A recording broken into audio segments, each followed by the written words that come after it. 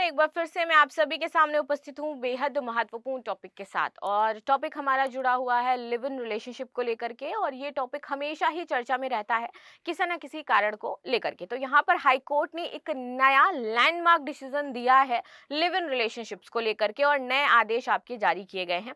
इसके तहत कहा गया है कि यदि कोई भी व्यक्ति लिव इन रिलेशनशिप में रहना चाहता है, तो जैसे अभी हमने देखा कि उत्तराखंड में यूसीसी लागू हुआ तो सर्टिफिकेशन चाहिए, तो अब यहाँ पे कहा गया अगर किसी को लिव इन रिलेशनशिप में रहना है तो सबसे पहले उसको एक जो सर्टिफिकेट है वो बनवाना पड़ेगा, अपना एफिडेविट बनवाना पड़ेगा। उसके बाद ही आप लिव इन में रह सकते हो। अगर आपने अपना सर्टिफिकेशन नहीं करवाया है, रजिस्ट्रेशन नहीं करवाया और बिना रजिस्ट्रेशन के आप रह रहे हो, तो आपको उसके आपके ऊपर दंडात्मक जो कार्यवाही है वो की जा सकती है। अब आप सभी हाई कोर्ट के इस फैसले से कितना कनेक्ट करते हैं? आपको क्या लगता है कि हाई कोर्ट ने जो फैसला लिया है वो सही लिया है, या फिर इससे कुछ जो पर्सनल प्राइवेसी है लोगों की उसका हनन हो सकता है? तो ये भी मुझे अवश्य बताइएगा। और लिव इन रिलेशनशिप के बारे में आपकी क्या राय है? आज जैसे जनरेशन हमारी है या फिर इस तरीके से लोग रह रहे हैं, तो ये सामाजिक तौर पर देखा जाए सही है या फिर गलत है? और क्या आपका पक्ष हो जाता है लिव इन रिलेशनशिप को लेकर के? वो मुझे अवश्य बताइएगा। तो क्लास को कर लेते हैं शुरू और देखते हैं हाई कोर्ट ने क्या लैंडमार्क डिसीजन सुनाया है लिव इन रिलेशनशिप्स को लेकर के। मेरा नाम है प्राची मिश्रा और संस्कृति आईएएस के इस प्लेटफॉर्म पर आप सभी का बहुत बहुत स्वागत है।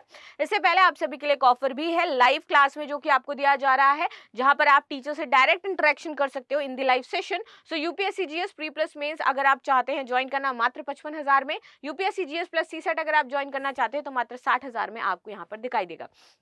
आप ये कोर्स अभी ज्वाइन कर सकते हो उतने प्राइस पर, जब तक कि आपका ऑफर चल रहा है 30 जनवरी तक। ठीक है। यूपीएससी जीएस अगर वीडियो क्लासेस लेना है तो मात्र 50,000 में। कोर्स की वैधता 3 वर्ष की है। हर विषय और खंड के आपको प्रिंटेड क्लास नोट्स आपके घर तक पहुंचाए जाएंगे। नियमित क्लास टेस्ट प्रीलिम्स और मेंस का होगा, और संस्कृति मासिक मैगजीन आपको फ्री ऑफ कॉस्ट आपके घर में दी जाएगी। जब तक आपका कोर्स चलेगा तब तक आपको ये मैगजीन मिलने वाली है। ठीक है। लिव इन में रहने वाले कपल के लिए राजस्थान हाईकोर्ट का यहाँ पर बड़ा आदेश आया है। कहा पहले पोर्टल पर करना होगा रजिस्ट्रेशन, उसके बाद ही आप रह सकते हो। तो ये जो काम किया गया है ये स्टेट गवर्नमेंट आपकी राजस्थान है, और उत्तराखंड में ये आपका यूसीसी लागू होने के साथ ही लागू हो ही चुका था। तो अब ये जो डिसीजन आया है हाई कोर्ट का, तो ये आप मान के चलो कि जो अदर हाई कोर्ट्स हैं उनके लिए एक बेंचमार्क डिसीजन सेट हो चुका है। ठीक है। चलो अब बात करते हैं। राजस्थान हाई कोर्ट ने लिव इन रिलेशनशिप में रहने वाले कपल के लिए सरकार को एक आदेश दिया है। राजस्थान हाईकोर्ट की पीठ ने राज्य सरकार को लिव इन रिलेशनशिप को रजिस्ट्रेशन कराने के लिए एक पोर्टल डेवलप करने की बात की है, और बोला है कि आप लिव इन रिलेशनशिप के लिए एक वेब पोर्टल लॉन्च करो, जहां पर जो दंपति साथ में रह रहे हैं वो अपना रजिस्ट्रेशन करे जाकर के। सुरक्षा की मांग करने वाले कई लिव इन कपल की तरफ से यहाँ पर याचिकाएं दायर की गई थी हाईकोर्ट में, और इसी वजह से यहाँ पर हाईकोर्ट ने ये फैसला सुनाया है कि उनके अधिकारों का वहां पर हनन हो रहा था। तब तक लिव इन रिलेशनशिप में एक वेब पोर्टल पर ही रजिस्टर करवाया जा सके, जब तक हम इसको लेकर के कोई कठोर कानून नहीं बना देते हैं राजस्थान में, तब तक क्या है कि ये जो केसेस आ रहे हैं इनमें थोड़ी कमी की जा सके, जो लोगों के साथ गलत हो रहा है उसमें थोड़ी कमी की जा सके। तो आप पोर्टल लॉन्च कर दो ताकि वहां पर रजिस्ट्रेशन हो जाए और हमारे पास एक डेटा आ जाए कि राजस्थान में कितने लोग यहाँ पर लिव इन में रह रहे हैं। आगे आते हैं। तो यहाँ पर ये कोर्ट के स्टेटमेंट थे जो यहाँ पर बताए गए थे। कई कपल लिव इन रिश्ते में रह रहे हैं और अपने रिश्ते को स्वीकार ना करने के कारण अपने परिवार और समाज से खतरे का सामना कर रहे हैं। इसीलिए वे अनुच्छेद 226 के तहत रिट याचिका दायर करके अदालतों का दरवाजा खटखटा रहे हैं। संविधान के अनुच्छेद 21 के तहत सुरक्षा की मांग कर रहे हैं। पीठ ने कहा कि जो मेरी अदालतें हैं राजस्थान में जितनी भी, वो इन याचिकाओं से भर गई हैं, और हमारे पास अभी इसको लेकर के कोई कठोर कानून नहीं है। तो तब तक हमें क्या चाहिए? एक डेटा चाहिए, रजिस्ट्रेशन चाहिए, ताकि इस तरीके की याचिकाएं जो हमारे पास आ रही थी इसमें थोड़ी कमी आ सके। ठीक है। चलो आगे बात कर लेते हैं। महिला को नहीं मिल पाता है पत्नी का दर्जा। अभी यहाँ पर जितनी भी महिलाएं हैं, अगर मुझे देख रही हूं, या फिर जितने भी पुरुष हैं, दोनों का पक्ष और दोनों के अकॉर्डिंग मैं यहाँ पर बात करूंगी। महिलाओं से मेरा प्रश्न ये हो जाता है कि अगर आप लिव इन रिलेशनशिप में रह रही हैं तो आपको क्या लगता है कि आपके साथ कई बार कुछ चीजें गलत हो जाती है, या आपको ऐसा लगता होगा कि हाँ फैमिली को पता होना चाहिए, या फिर परिवार मुझे एक्सेप्ट करे, या फिर कई बार आपके साथ गलत भी हुआ होगा लिव इन रिलेशनशिप में, अब आप अलग हो गई हैं, आपको वो अधिकार नहीं मिले जो मिलने चाहिए, तो उसको लेकर के आपकी क्या राय हो जाती है? ठीक है, एज अ वुमेन आप क्या चाहते हो कि इसमें क्या चेंजमेंट किया जाए। वही सेम चीज पुरुषों के लिए है कि कई बार पुरुषों के साथ चीजें गलत होती हैं, उनको मेंटली हैरेस किया जाता है, परेशान किया जाता है, डराया धमकाया जाता है ऐसे करके। तो आपकी क्या राय है कि लिव इन रिलेशनशिप में क्या चेंजमेंट होने चाहिए और उसको लेकर के क्या कानून इंडियन गवर्नमेंट को बनाना चाहिए। ठीक, अब यहाँ पर जो बातें कही गई हैं कि जो ज्यादातर रिट्स आई हैं वो महिलाओं की तरफ से आई हैं, और यहाँ पे ये कहा गया है कि महिलाओं को ना, जब वो रिलेशनशिप में रह रही है, लिव इन रिलेशनशिप में, तो उनको वो दर्जा पत्नी वाला नहीं मिल पा रहा है जो उन्हें मिलना चाहिए था, क्योंकि लिव इन रिलेशनशिप लोगों का 2-2 साल का है, 3-3 साल का है, 4-4 साल का है। और जब आप दोनों एक साथ एज अ हस्बैंड वाइफ की तरह रह रहे हो और आपकी जितनी भी एक्टिविटीज हैं, मैं इस चीज पर ज्यादा जोर देना चाहूंगी कि आपकी जितनी भी एक्टिविटीज है, चाहे वो आपके फिजिकल रिलेशनशिप हो जाए, चाहे वो आपका मंथली एक्सपेंस हो जाए, चाहे वो आपको कहीं जाना हो, आपके पर्सनल डिसीजंस हो जाए दोनों को मिलकर के, जब ये सारी चीजें एक हस्बैंड वाइफ की तरह आप कर रहे हो, तो वहां पर ये अधिकार है उस महिला को कि उसको उस तरीके का दर्जा मिलना चाहिए। ठीक है, अब अगर उस स्थिति में आप उसके साथ गलत करते हो तो ऑफकोर्स वो कोर्ट जाएगी और दरवाजा खटखटाएगी जा करके। ठीक, तो कोर्ट ने कहा लिव इन रिलेशनशिप का विचार देखने में अच्छा लग सकता है, लेकिन रियल लाइफ में इससे बहुत सारी दिक्कतें पैदा हो जाती हैं।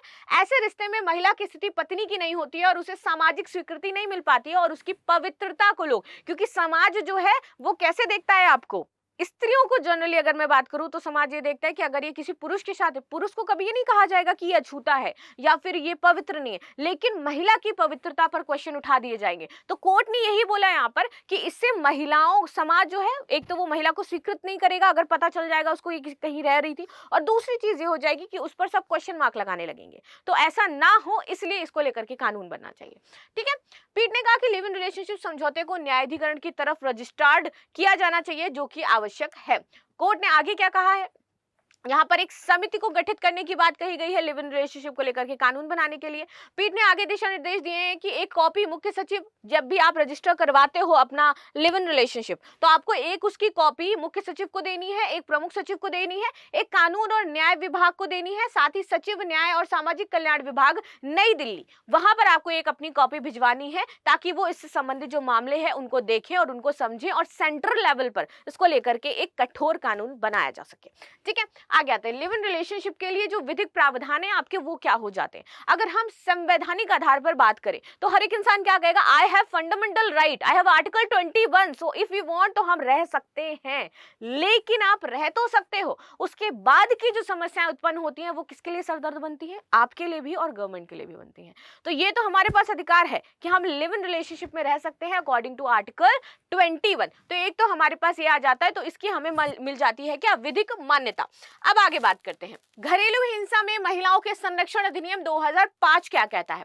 देखो, तो इस अधिनियम की धारा 2F में घरेलू संबंध को परिभाषित करते हुए विवाह की प्रकृति वाले संबंध, यहाँ पे एक लाइन यूज करी गई है, विवाह की प्रकृति वाले संबंध जो विवाह जैसे ही हैं जैसे आपका लिव इन रिलेशनशिप, तो यहाँ पर इसको शामिल किया गया है। और इस संबंधों में कहा गया है कि अगर आप महिला को प्रताड़ित कर रहे हो या फिर उसके विरुद्ध कुछ दुर्व्यवहार कर रहे हो, तो महिलाओं के संरक्षण अधिनियम के तहत आप पर कार्रवाई की जा सकती है, और आप पर केस वैसा ही दर्ज किया जाएगा जैसे विवाहित महिलाओं के जब पक्ष की बात करें तब केस दर्ज किया जाता है, तो आपके ऊपर एक्शन लिया जा सकता है इसके तहत, अगर पुरुष कुछ भी गलत करता है लिव इन रिलेशनशिप में रह रही महिला के साथ। ठीक है, चलो, दंड प्रक्रिया संहिता 1973, इसकी धारा है 125, जो ये कहती है कि आपको भरण पोषण देना पड़ेगा महिला को। अगर आप उस महिला के साथ लंबे समय तक रहे हो, आप दोनों का कोई बेबी भी है, बच्चा है, तो आपको, अब फिर उसके बाद आप अलग हो रहे हो, तो आपको उस महिला को जो भरण पोषण भत्ता है एज अ एलिमनी की जो बात की जाती है वो भी देना पड़ेगा, और उस बच्चे का जो पूरा खर्च है वो आपको उठाना पड़ेगा। ठीक है, ये आपका भरण पोषण का अधिकारी हो जाता है। भारतीय साक्ष्य अधिनियम 1872 आखिर क्या कहते हैं, सारी धारा मैं यहाँ पे बता दे रही हूँ, एक एक चीज क्लियर कर दे रही हूँ। ठीक है, तो भारतीय साक्ष्य अधिनियम 1872 की धारा 114 न्यायालय को दीर्घकालिक सहजीवन के मामले में विवाह की धारणा सहित कुछ तथ्यों के अस्तित्व की धारणा स्वीकार करने की अनुमति दे देती है। और विशेष रूप से यदि संपत्ति और भरण पोषण की बात की जाए, तो यानी कि उस महिला को यदि वो केस दायर करती है और वो कहती है कि संपत्ति में अधिकार चाहिए, तो आपको देना पड़ेगा। ठीक है, आगे आते हैं, लिव इन रिलेशनशिप में अधिकार और दायित्व क्या है। भरण पोषण का अधिकार जैसे मैंने बता दिया वो आपको करना पड़ेगा। संपत्ति का अधिकार मिलता है। भारत के उच्चतम न्यायालय में एक वेलुस्वामी बनाम डी पचम्मल 2010 का केस आया था, जिसमें लिव इन पार्टनर का ही आपका रिश्ता था और उस दौरान संचित संपत्ति पर अधिकार की बात कही गई थी। तो यहाँ पर सुप्रीम कोर्ट ने बोला कि हाँ, आपको देनी पड़ेगी संपत्ति, और ऐसे संपत्ति जो अधिकार है उसका अधिग्रहण उक्त संपत्ति के अधिग्रहण में साझेदार के प्रत्यक्ष योगदान पर आपका आधारित होता है। लिव इन रिलेशनशिप में उत्पन्न बच्चों के अधिकार की बात करें, इसमें आपका एक केस आ जाता है तुलसा बनाम दुर्गतिया 2008 का केस है, और उस पर ऐतिहासिक लैंडमार्क डिसीजन आया कि अगर आप दोनों साथ में रह रहे हो लंबे समय तक, आपका बच्चा है, तो उस बच्चे को हम नाजायज नहीं मानेंगे, ठीक है। और ऐसा भी नहीं माना जाएगा कि उसका कोई भरण पोषण करता नहीं है, पूरी रिस्पॉन्सिबिलिटी उसके पिता की हो जाती है। जैविक जो पिता है वो यहाँ पर उसको पैसा देगा। घरेलू हिंसा से सुरक्षा, तो घरेलू हिंसा में महिलाओं का संरक्षण नियम 2005 आ जाता है, जो ये कहता है कि अगर आपको दिक्कत हो रही है, मारा पीटा जा रहा है, तो केस दर्ज होगा। साझा घर में रहने का अधिकार मिलता है। प्रतिवादी के विरुद्ध सुरक्षा आदेश मांगने का अधिकार मिल जाता है महिला को। घरेलू हिंसा के परिणाम स्वरूप हुई हानि के लिए क्षतिपूर्ति का दावा करने का अधिकार मिल जाता है। अब यहाँ पर उत्तराखंड सबसे पहले आएगा, क्योंकि यहाँ पर ही बात की गई थी कि रजिस्ट्रेशन आपको करवाना पड़ेगा, और रजिस्ट्रेशन करवा कर ही आप यहाँ पर रह सकते हो। पंजीकरण आवश्यकता पालन न करने पर आपका दंडनात्मक कार्रवाई की गई थी, जो की थी 10,000 रुपए की, और आपको 3 महीने का कारावास भी यहाँ पर झेलना पड़ सकता है। तो ये थी न्यूज जो हमने डिस्कस करी है। मिलते हैं नेक्स्ट क्लास में। आपकी क्या राय हो जाती है जरूर बताइएगा। तब तक के लिए धन्यवाद। लाइक शेयर सब्सक्राइब करना बिल्कुल भी ना भूले, and thank you so much.